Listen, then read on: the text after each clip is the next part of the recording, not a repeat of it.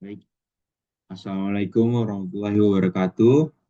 Perkenalkan, nama saya Muhammad Abi Takhtar dengan NIM 141210011 dari Teknik Industri Universitas 17 Agustus 1945 Surabaya. Kali ini saya akan mempresentasikan tugas UTS dari eh, mata kuliah analisis produktivitas dengan model pengukuran produktivitas dengan pendekatan POSPA. Oke. Di sini saya menjelaskan definisi POSPAK terlebih dahulu. POSPAK atau POS, PAC merupakan singkatan dari Production, Organization, Sales, Products, Arbiter atau IEBOR, and Capital. Metode POSPAK merupakan alat ukur yang digunakan sebagai pengukuran produktivitas parsial. Model ini juga dikenal dengan roda produktivitas Haber-State yang biasanya dijadikan sebagai referensi acuan atau tolak ukur bagi para industriawan dalam usaha mengukur dan meningkatkan produktivitas di bidang industri.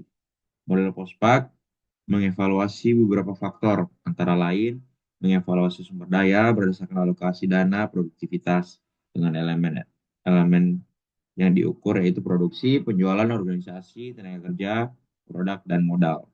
Di sini saya akan eh, mencoba memberikan contoh atau tugasnya. Oke, sebelumnya saya akan menjelaskan dulu aspek-aspek dalam POSPA beserta rumusnya ya.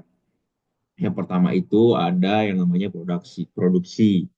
Rumusnya untuk rasio produktivitas produksi itu pendapatan bersih bagi dengan HPP. Kemudian organisasi, rasionya nilai tambah bagi biaya umum.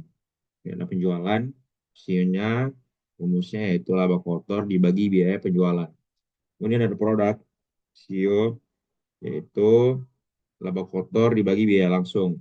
Kemudian ada tenaga kerja, rasio tenaga kerja dibagi laba kotor dibagi gaji total. Kemudian ada modal, rasio produktivitas modal yaitu pendapatan bersih dibagi dengan modal. Oke, di sini saya memberikan contoh grafik rasio produktivitas produksi dan indeks produktivitas produksi. Saya lihat dari grafiknya, eh, rasio produktivitas produksi tertinggi yaitu di bulan Desember sebesar 1,77.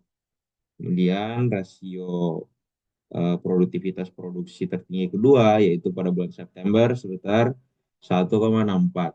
Kemudian di sini juga ada rasio dengan produktivitas terendah yaitu pada bulan Februari dengan rasio sebesar 1,04. Kemudian di sini tidak dulu. Di sini ada indeks produktivitasnya, yaitu rumusnya itu rasio produktivitas saat ini dibagi dengan rasio produktivitas dasar dikalikan 100%. Nah, di sini bisa kita lihat hasil-hasilnya. Dan next kita lanjut ke grafik rasio produktivitas organisasi. Di rasio produktivitas organisasi kita lihat yang tertinggi yaitu pada bulan Desember dengan nilai sebesar 2,3 atau 2,30. Kemudian rasio produktivitas organisasi tertinggi kedua itu pada bulan Juni sebesar 2,23 dan yang terendah yaitu pada bulan April sebesar 1,35. Oke. Kemudian di sini sama kayak tadi, indeks produktivitas atau AEP-nya. Rumusnya sekali lagi rasio produktivitas saat ini dibagi dengan rasio produktivitas dasar. Kemudian dikalikan 100%. Sini yang tertinggi yaitu Januari. Senilai IP-nya yaitu 121. Kemudian lanjut kita ke rasio produktivitas penjualan dan indeks produktivitas penjualan. Kalau penjualan, kita mendapatkan produktivitas penjualan tertinggi yaitu pada bulan Juli sebesar 11,42. Itu sangat tinggi ya. Kemudian yaitu yang kedua yaitu pada bulan Oktober sebesar 9,85. Kemudian yang terendah yaitu pada bulan Februari sebesar 5,24. Sama kayak tadi, ini ada IP-nya. Kemudian kita lanjut ke rasio produktivitas tenaga kerja, yaitu yang tertinggi bisa kita lihat di sini pada bulan Februari sebesar 64,9. Kemudian yang kedua yaitu pada bulan April 48,5 dan yang terendah itu pada bulan Juni sebesar 30,9. Kemudian di sini ada indeks produktivitasnya atau IP-nya. Kemudian yaitu grafik rasio produktif modal dan indeks produktivitas modal. Nah, di sini yang tertinggi yaitu pada bulan Juni sebesar 2,20. Kemudian yang kedua yaitu Januari sebesar 1,67. Kemudian yang terendah pada bulan Oktober sebesar 0,72. Nah, di sini kita lihat hasil rata-rata dari uh, indeks produktivitas.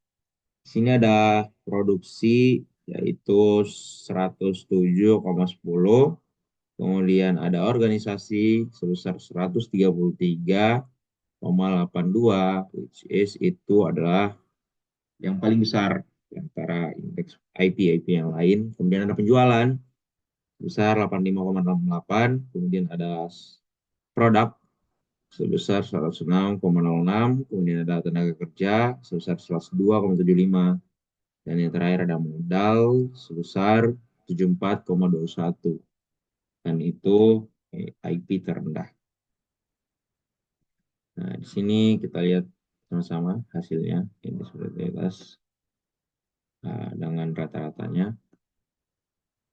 Di sini rasio produktivitas dari data keuangan, kita lihat pendapatan bersih HPP pada bulan Januari sampai bulan Desember.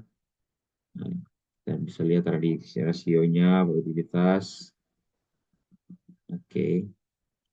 Untuk mendapatkan rasio produktivitas ini rumusnya adalah eh, pendapatan bersih dibagi sama dengan HPP.